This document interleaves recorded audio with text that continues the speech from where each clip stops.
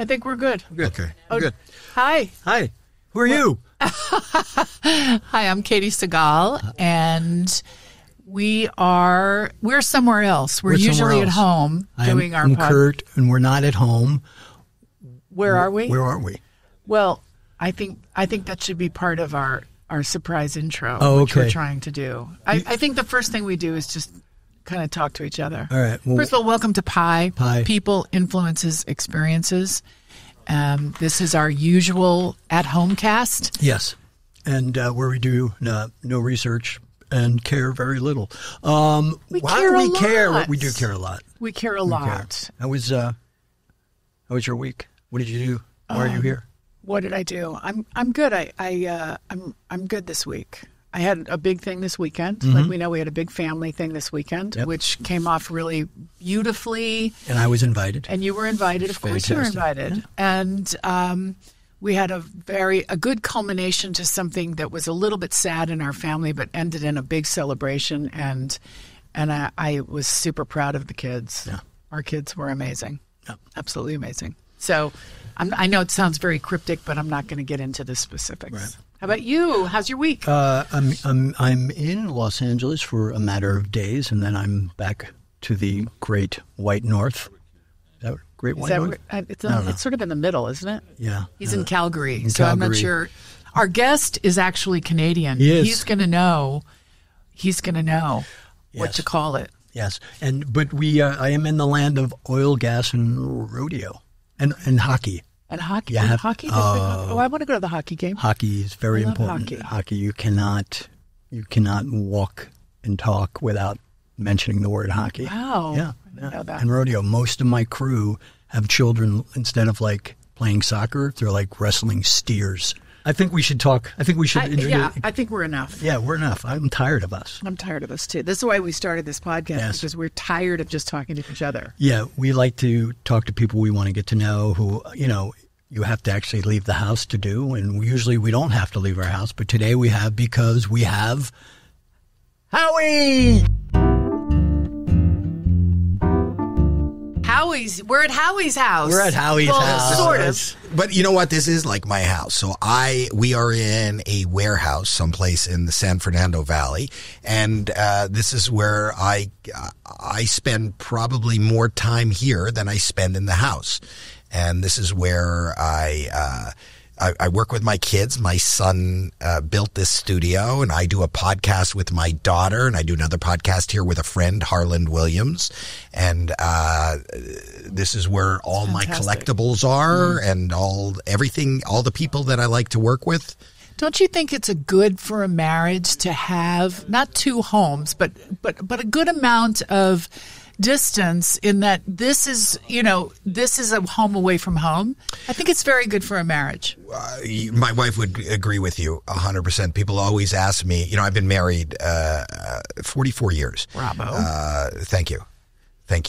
I'm holding for applause. I have been married for 44 years, and if you asked her what makes it work, it's the fact that I'm here right now talking to you and she's not. And as a comedian, I toured all the time. I'm never around. And she's explained to me that I am so much more lovable the farther I am away. And that's what makes it work. That's a real experience.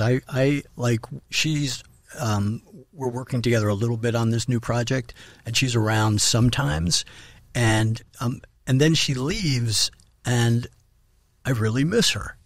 And isn't that wonderful? It's wonderful. You want it. That's why you're attracted. You can't miss somebody who's sitting beside you. Right. You can't miss somebody who's eating beside you. Oh, I know. You can't miss somebody who is, and I'm talking about myself, who is annoying you.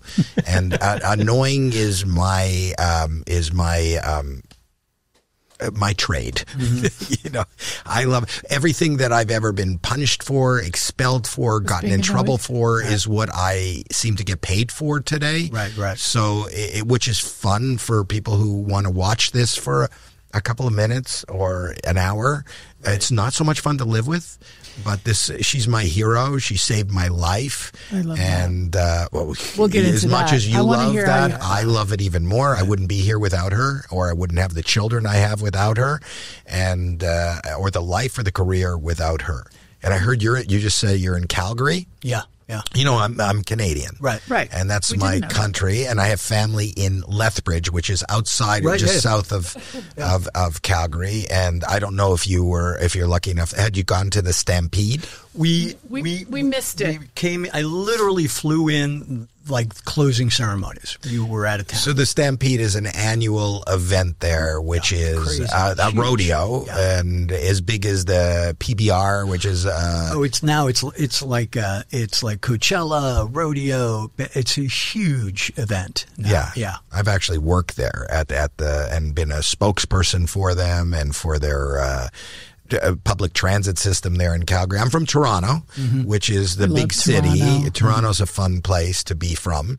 I love living here in California. I love the life I have. I love this is all every day, and that's the thing that my wife and I share the most is we wake up and go, really? Can you believe? I mean, you grew up here. I grew up here, and I completely agree with you. Every time I come back here, I'm so happy to be at sea level and to be here. I just absolutely love living in Los Angeles. Well, thank God, because, you know, as a comedian, I travel all over the nation. You've been everywhere. But I go everywhere, and I'm always happy to be home. And at this time, and I won't talk about it, but at this time of political strife and tribalism, you know, you say you're from LA, you don't get the best response, you know, but the truth of the matter is, politics aside, this place has everything to offer. Everything from great weather. You know, my son could go snowboarding in the morning, come down off the mountain and go surfing in the afternoon. And be careful. We don't want too many people coming here. A lot of people are leaving right now. It's okay. It's okay. It's making for better it's traffic. Kind of like, I'll make a really bad joke, but every once in a while I think to myself, we just need a little quake. We need a little quake and clean it out a little bit. Shake it out. Just shake it out just a tad. Because it's fantastic. And once you're here, you realize that. So tell us, growing up in Toronto, just, you know, obviously we know you for who you are and what you do, but, you know, your, you know, big family, small? No, a small family. I have one younger brother, 3 years younger than I am. I grew up in just a traditional, conservative, Jewish, middle-class family. My dad was very entrepreneurial, was always trying things. In fact, somebody just sent me, I should show you, and you could put it on this thing. See, he opened a bar, you know, he had he was a car salesman, a stock salesman, a bunch of things. I take after, I think, mostly my father, you know, just trying things out and having fun. And he opened a bar in Stratford, Ontario. I don't know if you know anything about Stratford, Ontario, but it is the center of, in North America, because they even have the Avon Lake. It's the Shakespearean Festival in North America in Stratford, Ontario, Canada. And so he loved to counter program, and he had a bar during the festival where he would hire strippers, and not regular strippers. He had somebody just sent me an ad. I got to find it. I'll give it to you. Sold cars? Ye old strippers. Yeah, like ye old strippers. I love that. Yeah, but they weren't even regular. They were one of them. Somebody just sent me the ad for Princess Glow, and Princess Glow was 350 pounds and would take a bubble bath on stage and then be helped out of the bubble bath and then drop her slippery, wet, bubbly breast on audience members' heads. You'd walk around. So sort of fetish strippers a little bit. I don't know if that's a fetish. I just think it's counter pro. You could see, I know you like Hamlet. Yeah. So this is, if you've seen enough Hamlet, then you can go It's like counter programming, which was really, that's wow. So, and I knew that, you know, and he had my parents had an amazing sense of humor, and my house was always filled with laughter, though I didn't think that was a pursuit. I was always, listen, I'm a child of the 50s, right. So I didn't understand, nor did anybody, mental health. Mm-hmm. So I was always scared, neurotic, later in life diagnosed with, OCD, ADHD, oh God, you're in depression. Such good company. We are kindred. Yeah, but I didn't know. Right. I think that L.A., you're from the East Coast, but L.A. more so was, you'd see people on TV talking about therapy, but that was not the norm, or that was not that's not what people do. And you grew up in show business. I don't know what your upbringing is like, but I was nowhere near show business. You wouldn't even use the word, mental. Right. Is it mental health? Right. I know. So I was just, everything that was a huge crutch to me was just a quirk, and so I wasn't happy, but I would strive for happiness and contentment. So what were your coping mechanisms then through that? Was it humor? Was it? It could be called humor then, but it was a distraction. So the thing that I remember, and I've talked about this before, is my parents loved comedy, and they would watch, whether it was Jack Parr, The Tonight Show, Johnny Carson, and they would see, and my dad would bring home albums of comedians, and they would put it on the I think it was called a hi-fi. We had a hi-fi, and they'd put on these albums, and I'd hear them laughing, and I knew I was drawn toward that. I would sit with them. I remember being a young child, but not understanding the content. I've talked about this before, but you hear comedian talking about a mother-in-law. I didn't know what a mother-in-law was. I had no point of reference to any of these jokes as they were. And then one night, it was like a Sunday night, my parents were watching Candid Camera, and it was Alan Funt. Mm-hmm. And Alan Funt, I was maybe 4 or 5 years old. That show, Candid Camera, started on radio, and it was one night I remember sitting on the floor at their feet, and he described he was about to do something where he said he was going to pretend he was the boss of this office, and he was hiring a faux receptionist. And this lady was told that he was going to go out for lunch, but it is imperative that she picks up and receives every call. And do not miss a call, and take a message. Whatever it is, you cannot miss a message. That's what I'm looking for. And he explained that to us, and I understood that at 4 or 5, that he hired this lady to answer the phone. And then he showed us that he had taken a cable, and the cable was attached to the legs of the desk. And when the phone rang, this cable went through the wall to the other side. When the phone rang, they'd pull the cable. So when she went to answer the phone, the desk would slide across the room. And, that sense, but that's the first time I heard my parents laugh, and I started laughing too, where I understood that, I felt like I was brought in. It's kind of like that feeling you get when you're going to have a surprise party. Right. I know they're coming up the driveway. They're coming up. It was this anticipation of what was going to happen. I understood that if somebody went to reach for the phone and the desk would slide across the room, that this is going to be incredibly funny, incredibly awkward, incredibly scary. I couldn't articulate what it was, but I knew that this was amazing. I remember turning to my parents and going, like, we're in on this. And he just pulled us in on this. And we know something that they don't know. So from the time this first woman came and sat down, and she's being very, and this is like the 50s, right? So she's so prim and proper in her little business suit, and her hair up in a bun, and she's got her glasses, and she's waiting for this to she's so excited about doing the best job possible. And he leaves the office, and that phone rang, and she went like this, and the desk went across the room, and I screamed. I went, oh my God. And my parents were laughing, and it was this guttural, release of an endorphin that for that moment, I didn't think about all the things I was scared of germs, of getting sick, of just being scared and worry, and these ritualistic thoughts that had no description in my head, which I never spoke about. I'm sure you couldn't speak. No. So it's just that. And from that moment on, my mission in life was to recapture that moment without any understanding, but even specifically that moment. So just to tell you how clueless I was, I didn't understand the concept of being in show business and being a comedian.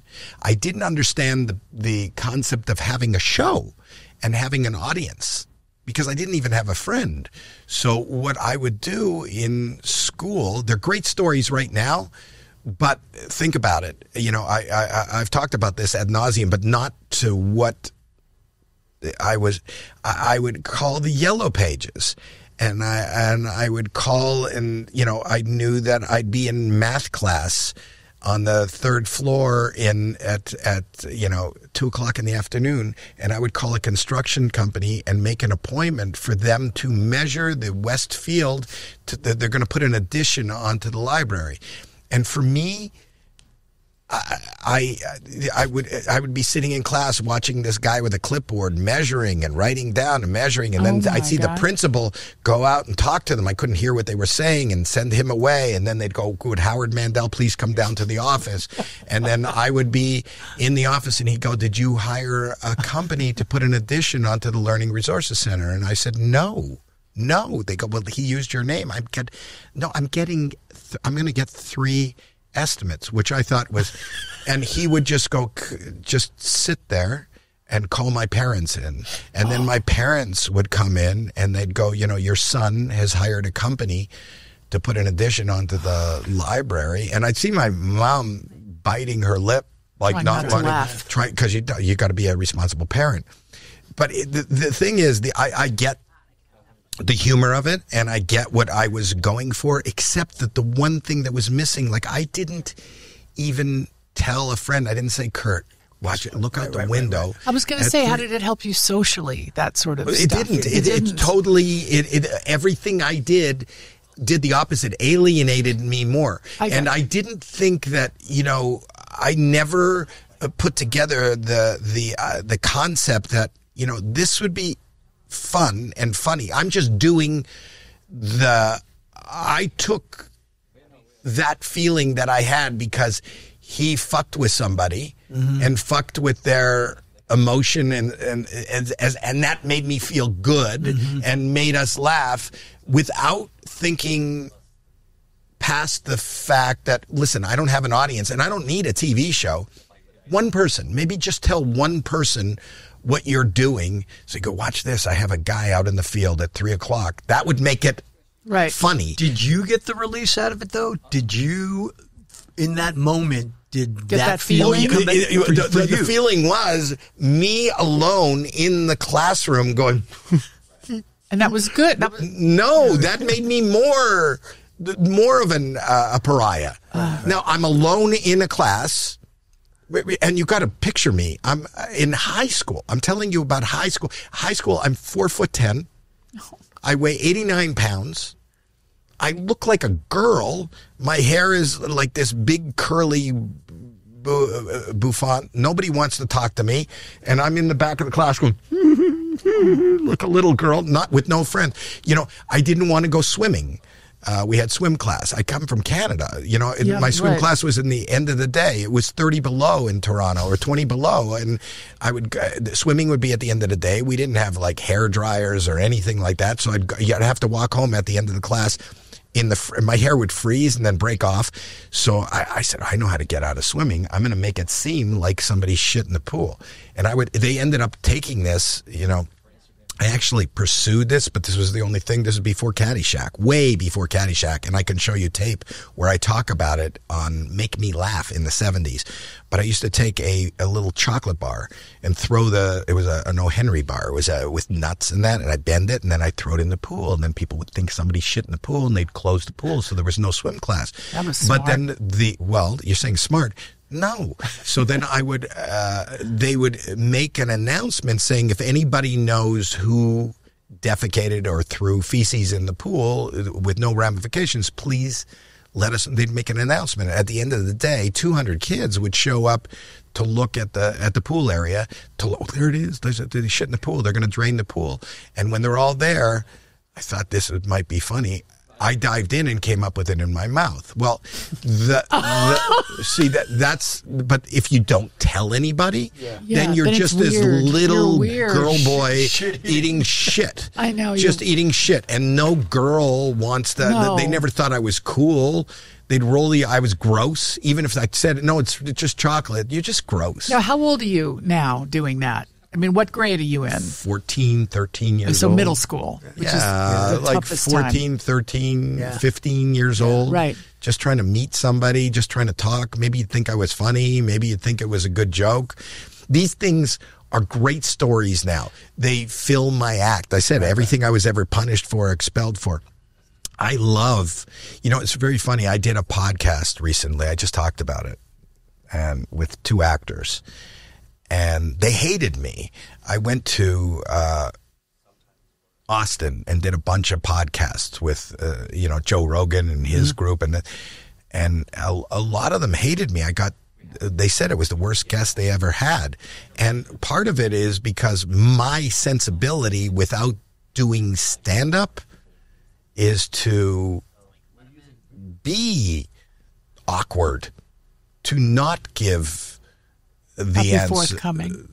Well, I'm not going to, I don't present outside of stand up. I don't present myself like it's a joke.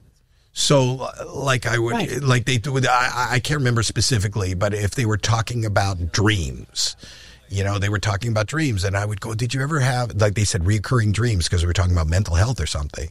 And I said something like, did you ever have that dream where you wake up and your window opens and a dove flies in, lands on your bed, and if you look at the dove is actually wearing clown makeup, and it's got crumbs of like Frito-Lay crumbs on its beak, as if it was pecking at a bag of Frito. And I would go on for like 5 minutes, and they'd go, no, we've never. I said, did you ever have that dream? And they'd go, no. And I would say something like, well, either have I. And I'm always concerned, but they just sit there dead serious, and I would sit there, and I don't say I was just kidding. Right. So they just think I'm the worst guest. Yeah. So it goes either way. That happened to me. I ended up in my time, your time, the litmus test for being considered a comic was you'd go, if they didn't know you, they'd say, what do you do? And you say, I'm a stand-up comic. And then people would say, well, have you ever been on Johnny? That was the litmus test for anybody who wasn't in the business, who was in the business. Johnny Carson was the thing you had to do. And I would always showcase for Jim McCauley was the guy who booked the Tonight Show, and he would always say, no, you're not Johnny's cup of tea. And then one night, Joan Rivers saw me at the Tonight Show, and at that time, before she started Fox Late Night, right? But before she did her show, she was one of Johnny's she was Johnny's Monday night, I think. Whatever, whenever he couldn't be, whenever he was doing Vegas, she became the go-to guest host. So much so that her ratings were even better than his. And she was doing comedy that we hadn't heard yet. Unlike Don Rickles, but it was kind of like Don Rickles, but except that she would take the biggest celebrities of the day and make fun of how they looked and their weight. She'd talk about Liz Taylor and things like that. And she was huge. And she lived in New York, but she came out here to LA to do the Tonight Show, and she would go over her monologues at the Comedy Store. And one night I was on, and she saw me, and she said, have you ever been on the Tonight Show? And I said, no. And she goes, I'm going to put you on. So she put me on. And that morning, I got a call from Jim McCauley saying that Johnny saw me, and he wants me to to come on the show. So are you on with Joan? With Joan. Oh, wow. And wanted me on. And I go, oh, this is like the biggest, for a comedian, this is the biggest thing in the world. I want to talk about, before you go there, I want to know what happens in between. I'm going to be a stand-up comedian and I'm like an outcast in middle school. Oh. What happens there? Like, Well, I was miserable. Go to college? Did you? No, I don't have a GED. I was asked to leave high school? 3 different high schools. I don't have a GED, and for behavioral Oh my problems. God, see, this is so heartbreaking to us. We've experienced a lot of this, not just personally, but some of our kids, and now there is so much accommodation in place for kids. Well, with this think stuff. about, but humanity. Yeah. We are all very different. When you think about our system as it is, how do you sit? And I don't know how you did it, but how do you sit in a room from 9 a.m. till 3 p.m. in single file lines in these little wooden desks and listen to a drone that is spewing information that has absolutely no context? Right. The fascination for me is, like, I'm fascinated by so many things. I love learning. Yes. I love education. I would have loved to do something in science. I love technology and I love math. English never made it for me. I know literature and everything. I couldn't. They would have me read Shakespeare, and then you'd have to write an essay on what it meant to you and why. And I would write like 5 pages on what it meant to me and why, and I'd get it back marked wrong. It never made any sense to me. If it touched me in a different way than it touched you. It was always this curriculum of what we are, how you're supposed to respond, how you're supposed to, and all of us, and each one of us is an incredible. I understand now at this point in my life, it's a snowflake. Each one of us is so different, and even how we compute, and even how in this moment right now, me talking and how you are accepting it, and how you are accepting it, and how I believe I'm projecting myself are 3 very different experiences. Right. And so is literature. So they turned me off to literature and writing and understanding and poetry. But math and science was a fucking puzzle. Yeah. And it's this amazing game. It's puzzle. And that's what I still play today. I'm very involved in real estate because I like finance and I like this. I like creating. Yes. And so that's what I like. But even math, I didn't understand why I was learning to. What am I multiplying? What am I subtracting? There's no context of how I'm going to use that in life. All that going on in your brain as well, your OCD and ADHD and all that. It's very hard. So it's really hard for me. Really hard. So I would look for that happy place. And that happy place came out of being somebody who suffers from ADHD. I'm incredibly impulsive. Got it. And whether I wanted to make a noise, whether I felt like standing up. What are you doing? I'm standing up. Well, why are you standing up? Wow. I just want to, I can't sit down anymore. I want to sit down, Howie. But can I stand up? No, sit down, Howie. Yeah. I can't. I had similar experience, but mine, I think, and I just started taking drugs at an early age, really. Amphetamine, which is probably what they needed. I probably was depressed, but they didn't, categorize things like that at that time. Right. So, you find your own little way to kind of feel better. Yeah. I feel better. I can concentrate. I'm not so unhappy. So, Well, I smoke pot. There That's you all. go. That's all I had. There you go. And right now, I haven't gone to meetings or anything, but right now I'm really sober because I don't have an off button. During COVID, which killed me. Off button with weed, you mean? With anything. So I started taking gummies to go to sleep because that seemed like that was kind of really acceptable. Not that it's illegal or anything, but I could take gummies and then I would take a lot of gummies. And then I would go like, listen, I take a lot of gummies and I'm going to smoke too. And you know what? I'm going to smoke and take gummies and I'm going to drink. I'm going to take a bunch of shots because I got, and more and more and more until my off button was unconscious. Right. Till I knocked myself out. And I said to my wife, I'm just going to die. Oh. I'm just going to, I can't I can't turn it off. Like I'm not going to take I don't understand people who drink wine. We don't either. I don't understand. Like I'm going to take a sip. I'm just going to. How can you do? Like what's the point? Like I need this. I need this ride until I can't fucking see. Yeah. I need this ride, and my off button is death. It's sort of like just or being unconscious. You know, I never went to meetings, and I never went. I for whatever reason, I have the ability to be scared so much of dying that's the only reason why I'm not having a drink today. Right. You know, so or smoking pot. Right. But what do you do then? This is interesting because, you know, as you know, we're both sober people and we don't take substances. But the problem is my head. It's my thinking. It's not necessarily the substance I'm taking. So the reason I have to have I have to have something that treats my obsessive thinking. I'm medicated. Okay, I'm medicated to the hilt, like prescribed medication. Yes. We're all yes. You know, and I talk to somebody, and you know, it's life is a constant battle, and it is a battle, but it's a battle worth fighting for. Well, the way you're living your life. I mean, for those of you that don't know, we're in Howie's studio, and this is one of the most amazing. Not just physical experiences, but emotional experiences just to be in here because everything feels so vital and young and alive. But I work for that, you know, like the truth of the matter is, like I talked to you off camera a little bit. My son built this. So my son 25 years ago or whatever, I can't remember when it was showing me YouTube.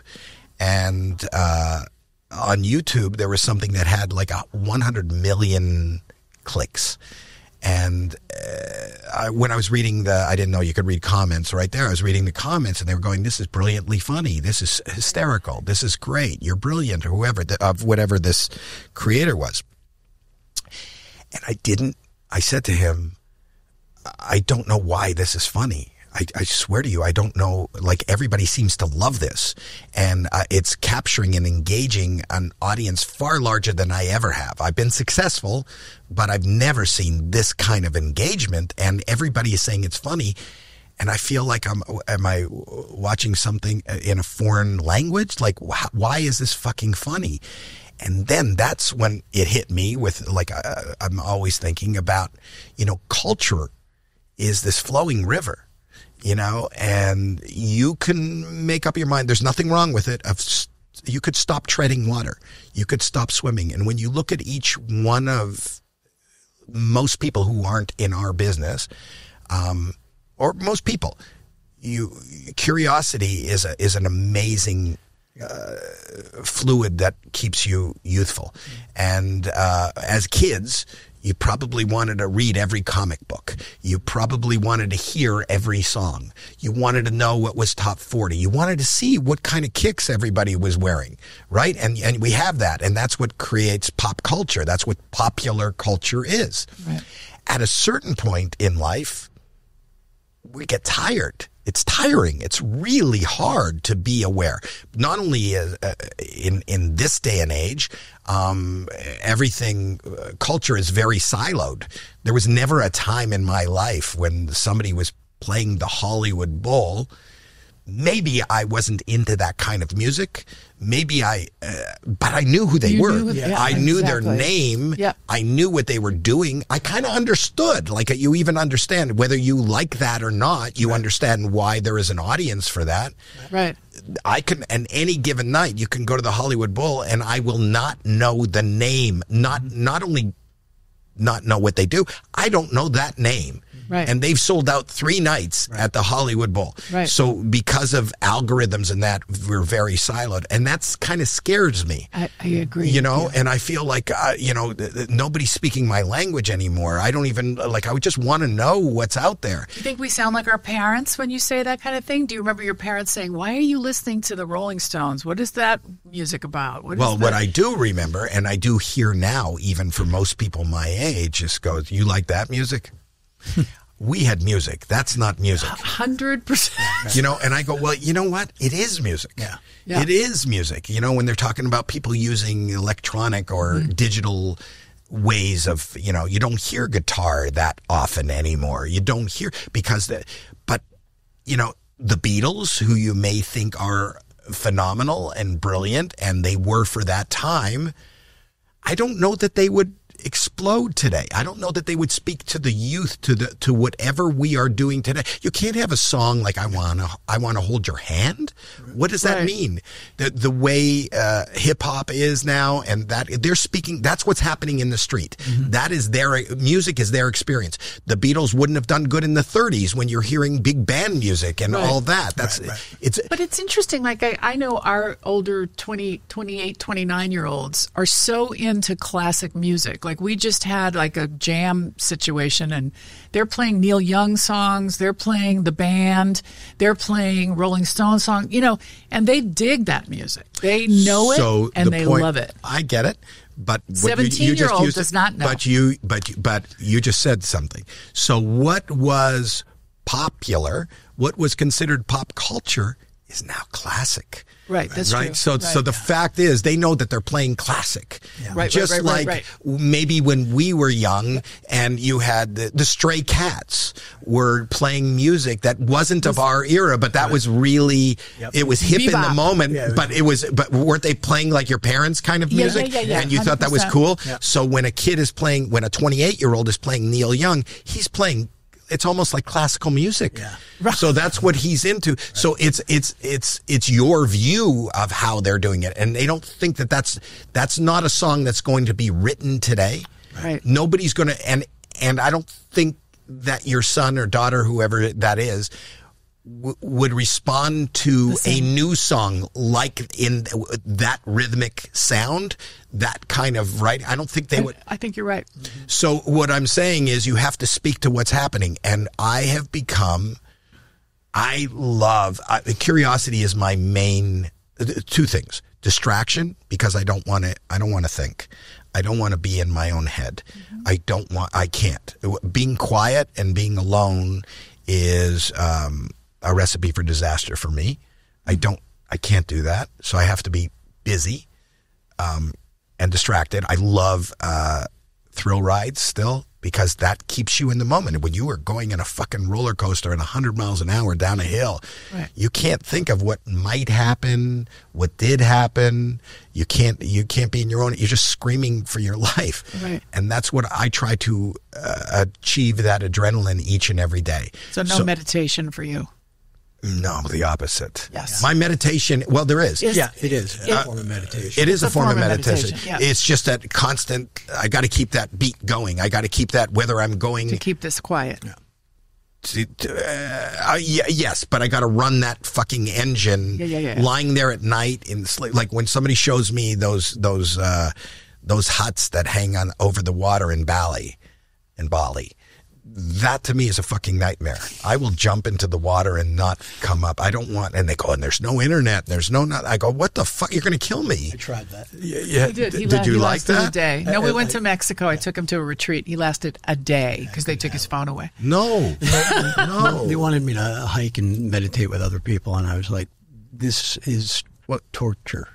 Right. And that's nothing, and that takes nothing away from the people. Whatever you need. And what I need is that constant, like, what's happening? And I always feel like I have a problem. I still have to talk to a therapist about it. I can't get off the phone. Like, as you walked around this place, there's a band here. There's a live band.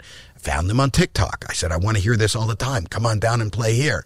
I found some technology on Instagram. I said, come on, let's do that. I'm in that business.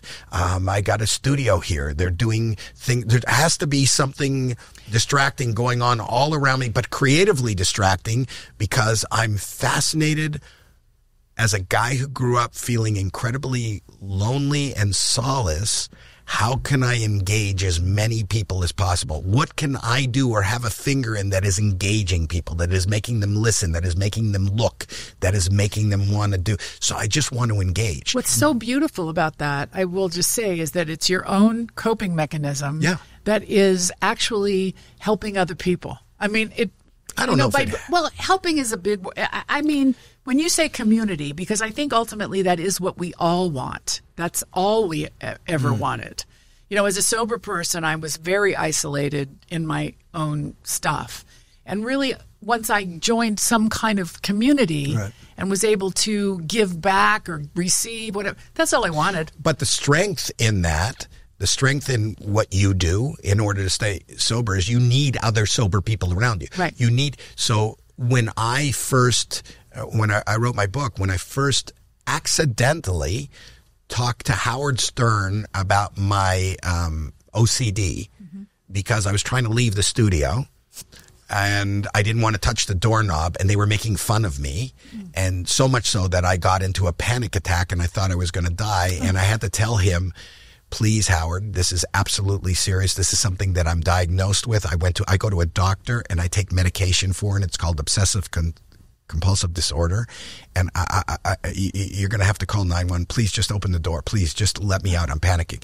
So he let me out and I went into the hallway and I thought we were in a commercial and I heard them they go, whoa, that was rough. And I heard on the speakers in the hallway, I went, holy fuck. I just outed myself as mentally incompetent. My first thought was, oh my God, this is a national show. My family, how are my kids going to react to the fact that I just said I've been diagnosed with a mental health illness? Remember, at our age, Right. this was taboo. You know, Yep, even yep. to say I'm an alcoholic. That's the reason why it's called anonymous, because people didn't even want to say I'm an alcoholic Right. and I need help, and they still don't want to say that. So people don't want. So I said that. And who is going to hire me? You know, I knew that. You know, every time we do a production, you have a medical checkup and, you know, Insurance. and for insurance. So I just said that I have a mental health issue. I'm probably never going to be hired again. So first, my family it's going to be a disaster. Secondly, I'm unemployable. And thirdly, I'm just beyond embarrassed. You're already in a heightened state. Right. So I'm walking down this hall in NYC and I go, I don't know what to do. I should just run into fucking traffic. I'm going to run into traffic. And I went outside the building. I talked about this in the opening paragraph in my book, in my autobiography, but I walked out into the street and this is years ago. This is like in the 90s, the mid 90s or so. And somebody came up in my periphery and they go, are you Howie Mandel? And I wouldn't look or make any eye contact. And I said, yes. And they said, were you just on Howard Stern? And I went, holy fuck. You know, inside my heart just dropped into my stomach. And I got, do I just run into the traffic right now? And I went, yeah, I was on. And he went, me too. Oh. And I went, well, what does that mean? And he goes, no, I have what you have. And it was so great to hear you talk. I go, what? He goes, no, I have obsessive compulsive disorder and I've never heard anybody talk about it. That was so cool that you did that. I go, really? And it was at that moment, it was the first time besides me going to therapy or being diagnosed that I talked to somebody. I never went to group therapy. It must be like going to a meeting. I never went to group therapy where there's somebody else right there that suffers, you know, in your own mind, whether it's addiction or your own, we're all alone in our head, our perception of how the world is seeing us. Nobody knows what's going on. Nobody knows what's going on. If you're listening to this right now, nobody knows what's going on in your head. It's a lonely place in anybody's head. It's just that you give into that loneliness. So to have somebody throw me a life preserver of having a common issue was so wonderful. And I remember going home, this is before the internet, I remember going home and within a week, there started to be a flood of letters coming in going, me too, thank you for talking about it. And that's when I learned, and that's changed my direction of going, oh, not only is it like people come up to me all the time and say, thank you for talking about it. No, I go, thank you for coming to me. You have no idea how much shame that was attached to it. Well, how much you are, the fact that I'm not alone in this dark place and we share this in common. So I love now and need to and want to, and even thank you guys right now for allowing me to talk about it, you know, and it helps me to talk about it. Absolutely. And this is my meeting. Right. This is my club. This is and a lot of people share it. What Katie was saying too, it's so much of what you've created as your safe place, right? Because I don't mean the way this is going to sound, but like, just, I don't know you, this, you know, but just watching you in this space, when you slow down for a second, I see, you can see what's on, like you have a sense of, what it is that you need to do to push you through to the next moment. And it's, and all of this, what I see is service, right? Like this is how this is how I make myself feel safe and feel better, is by giving these opportunities and by sharing this with family, with friends, because, it creates what you never had. Well, and that's, I don't feel that I have a job. I feel that there are things that I do. You say that as you were on my podcast, and you said as a kid you always wanted to write. Maybe it wasn't good. You wanted to write. But what you were doing, I don't know that you had the wherewithal to say, this could be my job. Right. This could be a living. But I don't know if you do this, but I do this all the time. It's amazing that you have this idea in your head. You're alone in a room. You write these words down that just come out of nowhere. They come out of your soul. And then cut to, you're in Canada. There's 200 people helping you create your fucking idea.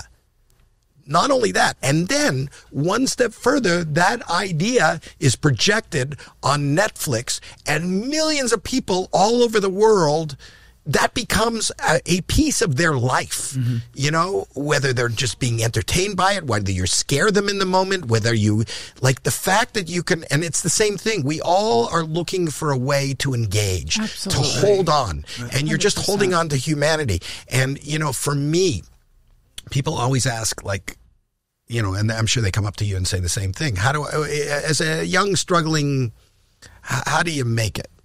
And I go, well, it's interpretation. So for me, making it, I was this lonely entrepreneur. I got thrown out of school. I wanted to continue my education, and I got thrown out of school. And other people that I knew had got, you go to school, you finish high school, you go to college. That's just what you do. And I was forced out of that. I never felt like I was in the normal flow, but now I was forced. So I went and got a job, and then I wanted to Toronto? Did you stay in Toronto? Yeah, I was in Toronto. I got into the carpet business. I'm colorblind, but I got into the carpet business, but I didn't. You talked about you guys had a wedding that was disco. Well, this was in the mid '70s. Disco was all the rage. Everybody was going to Studio 54, and I don't dance. Disco was not my thing. I didn't know how to dress for a disco. I didn't know how to dance in a disco. I see these magazine articles of Studio 54. It seemed like the hippest, most wonderful place in the world. It seemed the opposite of how I viewed myself. I didn't play sports. So like people got together a couple times a week and maybe played basketball or whatever. I didn't have anything. So at the mid 70s, there started to be this movement from rock and roll was ending. Disco was kind of in the midst, but comedy started to percolate. And there was clubs in New York, Catch a Rising Star. Right. Even Catch a Rising Star was musician. It was what's her name? The short girl. She's short girl. She was big there from Catch a Rising Star. Rick Newman ended up managing her. I'm trying to remember.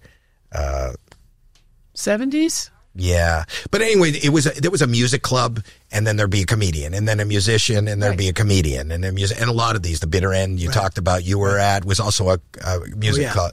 Music club. But and here the Ice House, that's where Pasadena. Pardon me? In Pasadena. But it was also musicians, but that's where the Smothers Brothers came out of, and that there was but there started to be, we started to get our pop culture. First we got it from rock and roll. Right? It was rock and roll, like Woodstock and things like that. And that informed us politically and how we should act and how we should feel about the war in Vietnam and the government and protesting. And then comedians came on the scene, and people in rock and roll would go to those clubs and listen to the comedians that were talking, and it became big. And then clubs started popping up, and I never really saw live stand-up comedy. So I went to this club in Toronto called Yuck Yucks, and it's the first time I saw somebody like my age, and without the filter of television, or, you know, their language was harsh in the room, and it was kind of exciting. And somebody sitting, the host of and the owner was a guy named Mark Breslin, said, if anybody, you know, Monday nights are amateur nights at midnight, if you want to come on and do 5 minutes or 3 minutes, try it. And somebody went, you should go on, because he knew that I was quirky and weird. I was not in a school play. Show business wasn't anywhere near my world. So I went, and my ADHD went, okay. It was just okay. I say yes to everything because I'm afraid to say no. I have a fear of no. I have a fear. I say my philosophy is no is N-O, which are the first two letters of nothing. I'm always afraid you'll get nothing from no. But from yes, I won't miss out. I'm always afraid I'm going to miss out. So I say yes to everything. Everything I do. And nice. 90% of the shit that I say yes to doesn't turn into anything. But the reason I'm here is because I said yes. No, I don't mean this podcast, but it is. Yeah. But I'm just saying that, so I said, okay. And then for me, if there was a joke, the joke was going to be that somebody would say, ladies and gentlemen, Howie Mandel. There's no reason to say, ladies and gentlemen, Howie Mandel. Howie Mandel is not in show business. Howie Mandel is not a comedian. Howie Mandel has absolutely nothing to offer. I've never sat down and written an act. But it might be funny for them to go, ladies and gentlemen, Howie Mandel. And then I didn't think past that. So they go, ladies and gentlemen, Howie Mandel.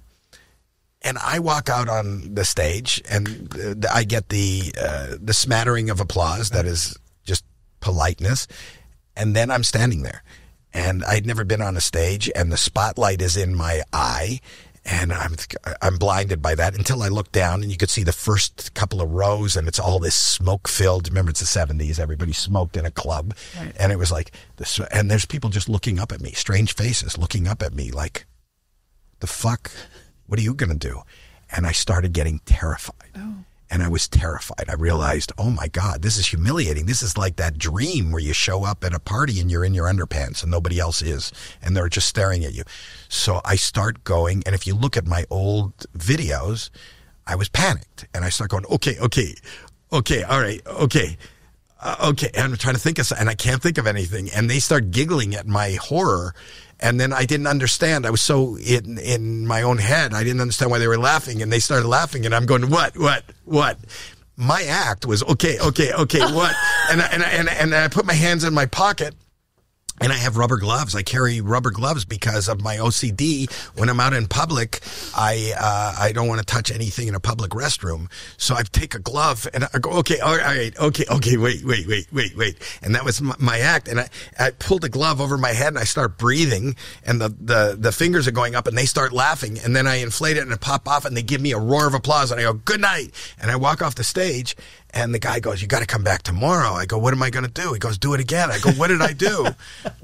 I was just terrified. And that became my act. You know, I'm not so terrified now, but if you look at videos of me, that became my act. And it was the first time that I could feel that, number one, I engaged all these people that didn't know me. It felt like they liked me. It was this blanket. And I swear to you, this is the truth. I've said this before. If I never became a comedian, if I never got paid for it, I don't care about the notoriety or the money. The fact that I had this moment, if I could do that once or twice a week and show up at a club where nobody knows me and try to make them laugh. And to this day, I still will, even over this last rainy season that we had, the biggest storms. Remember, we had floods here. I would drive out to Pasadena to the Ice House and there'd be 6 people there. And I liked it because they weren't expecting to see me. They weren't in a great mood. I don't want to do any of the stuff that you heard. If I could just engage, that to me is still my biggest joy. And that is the thing that I love the most, more than anything. And that keeps me in the moment, not knowing what I'm going to do. What do they expect? And just trying to engage. That is just the most fun. That's my roller coaster of performance that I love. and maybe make it into something, and maybe it turns into something for the nights where people pay and it's a sold out theater. But the fact when there's 6 people on a rainy night at midnight in Pasadena or at the Comedy Store who don't expect to see me, that to me is making it. Finding something in life that gives you joy. That gives you joy, that you are excited to do. If your happiness is predicated on how many people see it, how much money you're going to get, how successful whatever it is deemed by the outside, then you're going to be chasing. And as somebody who's about to turn 70, I'm telling you that is a fucking waste. Because it doesn't mean anything. All the things that bothered us in our youth, go look at the graveyard. As we get closer and closer to the graveyard, we're all on equal ground. Absolutely. We're all, and in our business, they go, how do you want to be remembered? You fucking won't. Nobody is going to remember you. Do you know your grandfather's mother's name? No. And that's your own family. Yeah. So what about somebody who made a stupid movie or a TV show or had a concert or did something or created a record? You won't know. You won't know. And your kids won't know. My grandkids, I was there watching in 1962 when the Beatles were on Sullivan. It was the biggest fucking night of pop culture. Changed the way people dressed, the way they grew their hair. You have long hair today because they showed up in 1962. I remember that too. No, I know, but it's like a where were you moment. Yeah. But my grandkids who are 9 and 10 years old and like Taylor Swift, they don't know. I could sit and tell them. I could play them records and describe. I don't know that they'll relate to that music. I don't know. So no matter how big you are, Martin and Lewis were huge. They got those pictures of them hanging out the window in New York. They were international stars. It doesn't matter. Just try to. So my goal in life. Well, I want to ask. I'm going to interrupt you. I want to know. Did you raise your children that way? Yeah. So that's the message you gave them. That's your legacy. You know how you're going to be remembered? You're not going to be remembered. But you do something have joy. Your legacy is your child. Your legacy is creating one more human being or more that when other human beings are around them, they feel better for it because you have a nice, charitable, wonderful human being that is there for others and has empathy and cares. Not so self-centered, not about money, not about fame, just and try to find some joy in this little time we have. All we have, and you learn this more with OCD than any other ailment, the only thing that you need to focus on is this second. Yep. And that's all that's real. The only thing that's real right now is right here. Because even what we did, it's a perception of what we did. Right. Absolutely. It's and we don't have the same perception, and it's gone. There's nothing you can do with what already happened. And you might think of controlling the future, but you really don't have that much control. The only control you have is now. And what's interesting about that is, part of our recovery community is because as humans, and I think it's a human condition thing, we forget that. And the constant reminder of that is what our community, it completely sends home. But here's the problem with our community and humanity. I think, for the most part, humans are a superior species on this planet. The problem we have is we think. That's not an asset. Our instinct is amazing. It really is. What we want to do and what we should, Nike says it, just do it. Right. What happens is if you think it, you'll think of a million reasons. Like you could overthink a script, right? Absolutely. When are you fucking finished? Never.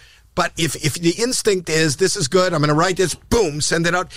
99% it's better. We all end up at this point in life too many times with shoulda, coulda, woulda. Mm-hmm. And if you don't, and that's because you overthought. Mm-hmm. Don't think. And even as a judge on America's Got Talent, they say, is there any advice? Just serve yourself. Don't try to think of what I'm going to like, what the audience is going to respond to. Do things that you like. And if you are authentic to yourself and you don't overthink it, it'll be magnetic to people. It's a very Jungian thing, you know. I know that, but it's also overused. You know, the brain is supposed to tell you to turn left at the corner, stop at the stop sign. And that's really what it should be used for. But we just, it's a luxury and a curse that we have that. It's kind of like when you're watching in our business, overacting. Overacting 100%. Is overthinking. Overthinking. Yeah, just don't think. That's why just be. Like the first take. The first take is always kind of like just be. One. Right. Just be. You know, I agree. Don't think about it. And that's why even when I got my first acting job, I was so scared. It was at St. Elsewhere. And Bruce Paltrow, who was the executive producer, said, I don't want you to be ruined. You know, you read in the room, and I just read whatever I read is just my natural. I didn't know what I was reading. You know, I just reacted to whatever I was, and that's the point. I reacted to whatever words were coming out, whatever was going on.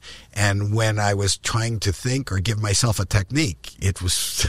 I never studied acting. I didn't know what the fuck I was doing. No, my first gigs, I learned on the job. I got a job with Mary Tyler Moore after I had been singing in a show, and CBS saw me and said, come read for a sitcom. I had been doing like a dramatic opera, rock opera thing.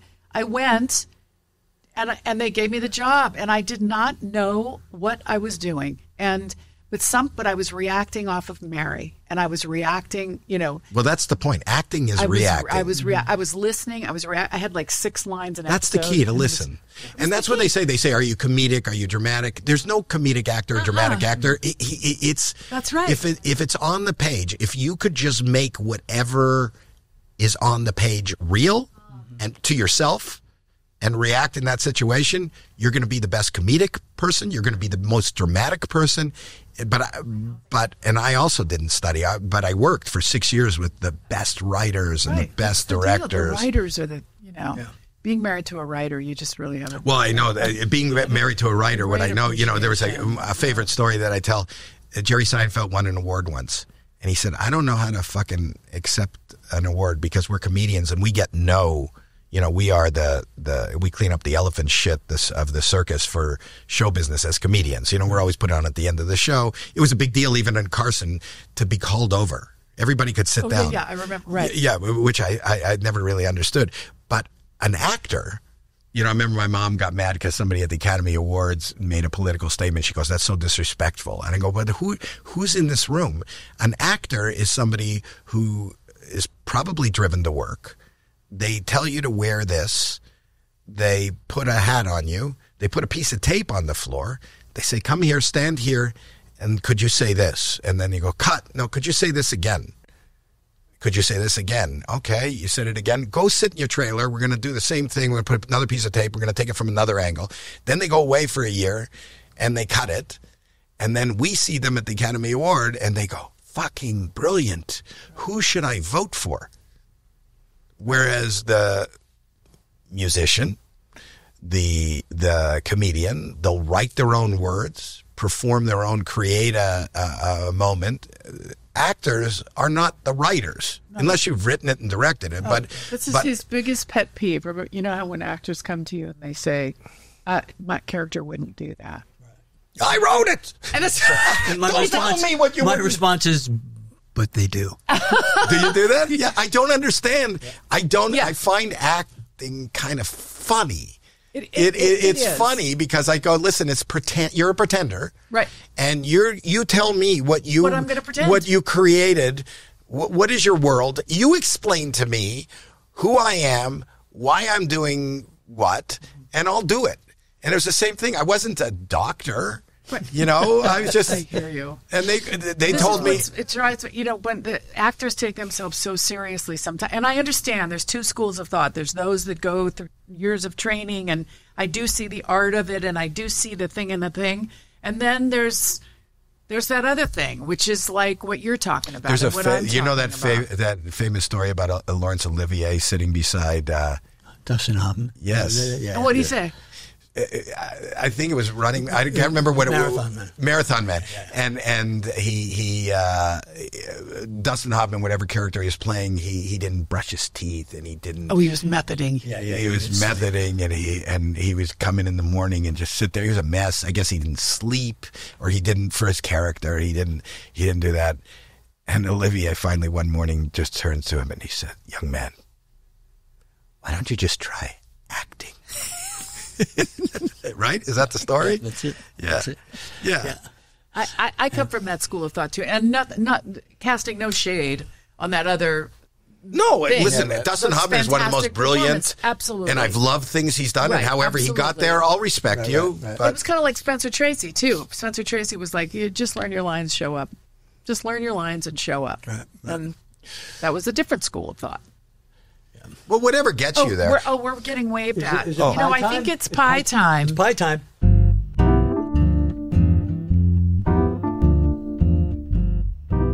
This is what we do in our podcast. We have a segment Yeah. that we call Pie Time, where we ask our guests to let us know what kind of pie is their favorite. Can I ask my daughter? She's calling. She's calling. So what Yeah, kind of let me pie is see. her favorite? I don't know. Hi. Oh, it's my granddaughter. Can I just show? I'm on a podcast called Pie, and I'm getting pie. Look at where's my camera right there. Can I show my I wonder if he granddaughter on your? remembers he said this. goodness. Let me That's my see. granddaughter. Oh, That's my granddaughter. I'm so That's Smush. jealous. That's Katie oh my God. and Kurt. You're on pie, and this is pie time. I'm getting my favorite. Oh my gosh! You said hot dog pie, Hot dog pie. I did. which I don't know what that is. I don't know either, but there's a hot dog pie. It's pie and hot dog. Okay, Oh wait my a minute. gosh. What's the story? You said it. Do you remember saying it? I have said it before, and it's just like I like pie, Right. but pie is dessert, and I love hot dogs. And why, as somebody who's doing so many things, why can't you just combine? Arco, it's good, right? Oh my God, it's so good. But here's the one. So if somebody went someplace, see, here's what I don't understand. I'm not any different than I was when I was a kid. And we talked about that earlier, how you feel that way. So good. But people our age will say, hey, and I'm very much like you. I'm a curmudgeon and I stay home and don't go out. But they go, let's call them. You know what we should do? Let's go out for dinner. And when did going out for dinner become a fun thing? Like when I was 8, I never said to my friends, Let's go out for dinner. instead of coming out to play, let's just eat dinner. That's where are we going to go? We're going to go for dinner. We're not a movie. We're not going to play a game. We're not going to do something. I have friends who will invite us out for dinner, and you sit for 3 hours eating dinner. And for me, eating is just a vehicle of survival, Oh man. right? So this way, I would have Very efficient. I would go out. That's exactly it. So I would go out for lunch and have a hot dog, and I want dessert, and I want pie, a piece of pie. Well, if I can have my hot dog and my pie, I got more time to play. Now, so what's the recipe though? Like, how did you make this up, or did you actually I go said it, and somewhere somebody they had made it. I don't know. So this place. is something you've never really had before. You were No. just. You just I said invented it, it. and then somebody made it. It's really good. It's very I'm, good. I'm experiencing it for the first time like you, but I'm going to make this a thing. It's Hot dog be pie is happy. amazing. See this? kinda like We a had lunch and cornbread. dessert, Right. and you were just looking like for dessert. It's like sweet cornbread with hot dogs. Right. It's amazing. Yeah. Will you tell me how the recipe? Good consistency. I don't think a lot of your listeners are going to want to make it. Who knows? I You- think you hot don't dog know. pie should be on some menu. I'm loving this. Very good. I am know what? loving this. This is amazing. Not only that, I'm loving the company. You, know guys what? are a wonderful couple. Thank you. Because I have admired you both from afar. I love your work. And sometimes from your work, you can glean who somebody is because there's a lot of heart in funny and things that are edgy, but there's humanity in everything that you've done in all the different projects that you've done. So you kind of know when somebody, I don't know if you've worked with people who are void of that, and there's a lot of those, but you see it in their work too. Yeah. No, I agree with you. Let's not name names. That's not. You can, I won't. I won't. I don't want to get canceled. Go ahead. Well, let's just say this is also the segment of our show That's is- ASMR. That's what? where we watch each other eat. Can I just say one thing? We know all about ASMR. I just want to say one thing that I thought was amazing is learning that you're essentially, to a certain degree, trademark bit was not a prop. No. It was a mental health issue. Yes. Is so fucking fantastic. I can't tell you how happy that makes me. Well, you know what I thank you. mean? Like Thank it's you. just it was like I'm gonna do. It was literally there. No, I understand. So I'm gonna you go to the didn't club. have to fucking touch a doorknob, which is magic, man. It's just so You know what's fucking- funny? That became my trademark. I bought my first house from putting a glove on my head. And you remember when we were doing, what year was Married with Children? 1986. So I started in 82 on a network show. And they used to do the network fall preview special. Uh-huh. And they used to have everybody from the network, and they would do this big variety special. And it was produced by NBC, it was produced by Dick Clark. I remember they said, you know, because I'm on St. Elsewhere, they said, we would like you to do, we know you do stand-up, we'd like you to do a little, like, 4-minute stand-up.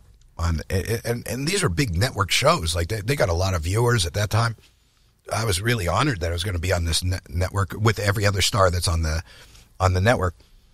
And Dick Clark called me and he says, I want to go over your material. So I gave him my material and he goes, and you need a closer. I go, well, the closer is I put a rubber glove on my head and I inflate it and it pops off. He goes, okay, but we need I think you should close with a joke. I go, no, that'll get a laugh. He goes, why? I go, I don't know. Anyway, I was removed from the special. You're kidding. They didn't have me do the special. Oh, my. So I want to close with the glove, and a lot of what I do, I'm the king of you had to be there, or you have to be there. Describing what I do is not as entertaining as hopefully being in the room with me. Right. Especially because a lot of and that's what I learned. We talked about it on my show. I was very influenced by Richard Pryor, but a lot of my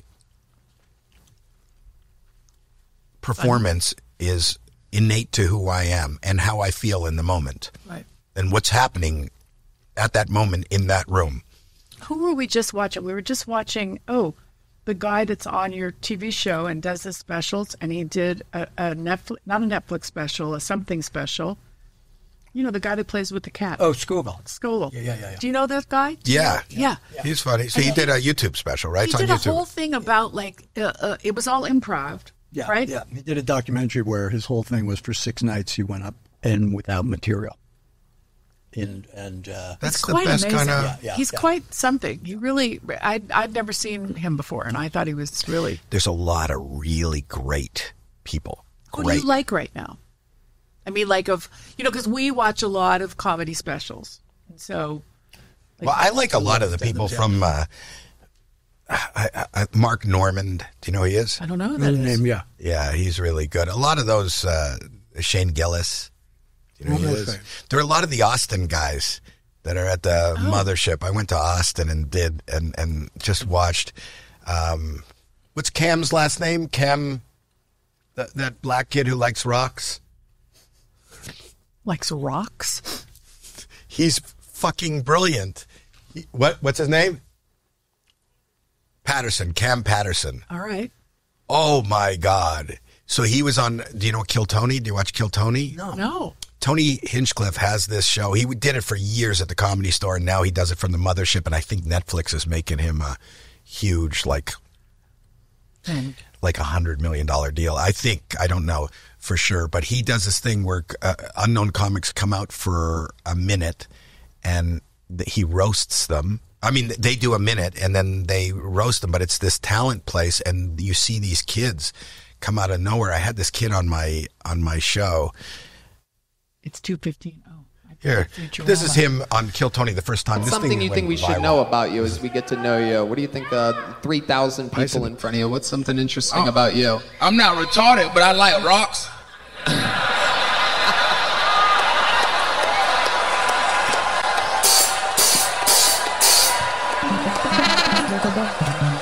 I just like how they feel. You know what I'm saying? They feel real good. I got this one.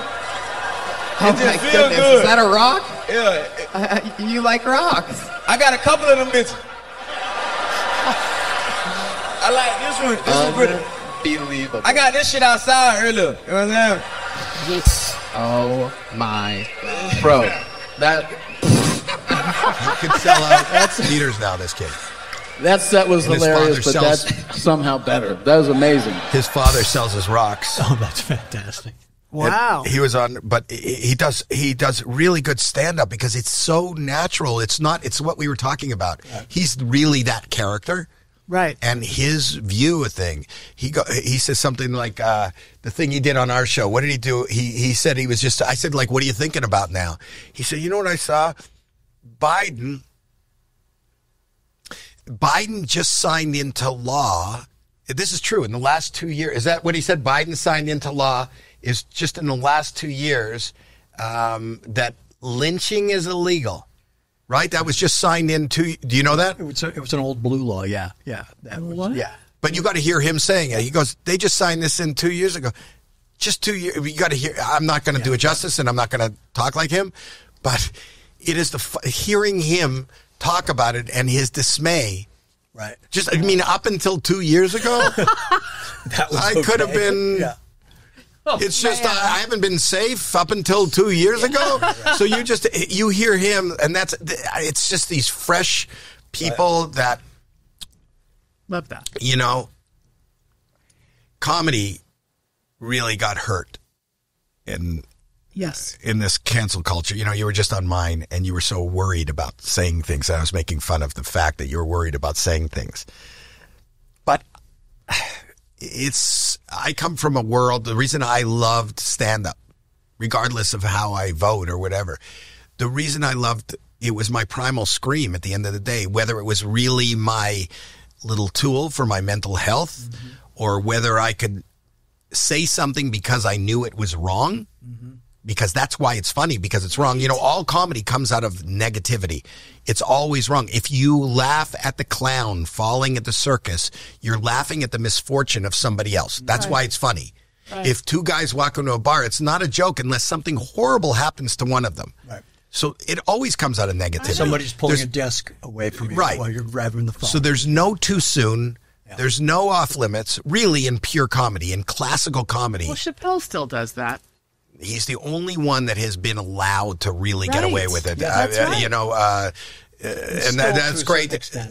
But what I'm saying to you is you're doing your show on Netflix. Thank God, because Ted is a hero for allowing that. Many other networks would have cut him off, taken a stance. You know, employees walked out of that company.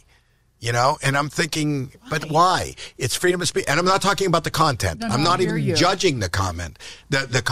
I'm just saying he's a comedian. Right.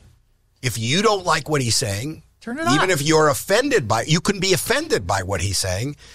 When I was talking earlier about Richard Pryor, you should have seen people in that room because he would talk about religion, drug use. This is the mid-'70s. People didn't talk about that. Right.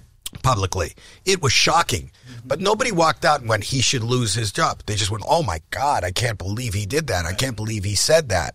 You know? No, like people like John Waters who did films, like, you know, it's an art. It's art. When I was on Married with Children, it was constantly being threatened to be taken off the air because we would say irreverent things. And one woman complained, and we ended up on the front page of the New York Times because it was like, it was freedom of speech was the issue. It was sort But of it's like, art. It's art, and like change the channel. If your kids don't want to hear this, fine. You have the option. But art isn't just painting. Art is writing. Art is Right, acting. Art is shows. yes. And would you go up to an artist, a painter, and say, you can't use the color blue? Right, exactly. We will accept any painting as long as there's no blue in it. You can't do that. My network does it. But that's why network, for all intents and purposes, network is kind of dead. Right. You know, even though I'm on network right now and it's fine and we're the number one show, but our numbers as the number one show versus the 3 billion that are clicking on it online is nil. We love that show, by the way. You're America's Got Talent. Is that what you're talking Yeah. about? We absolutely. Yeah. Our kid loves it. We love it. I How think old's it's your great. kid? We have a 17-year-old. She's our youngest. And that will be. Is that a tough time now for you? It was tough for me when my kid was. Well, she's looking at colleges right now. We've already put 2 through. So it's a little tough in that this is our one child that we're not, we're not 100% sure. She's not an artist. She has no desire to be. She's a science nerd. Yeah, she's so a it's science all nerd. So we new don't. to us. But it's art. You know, the truth is, this is how you got to look at life. Life is an art. Yeah.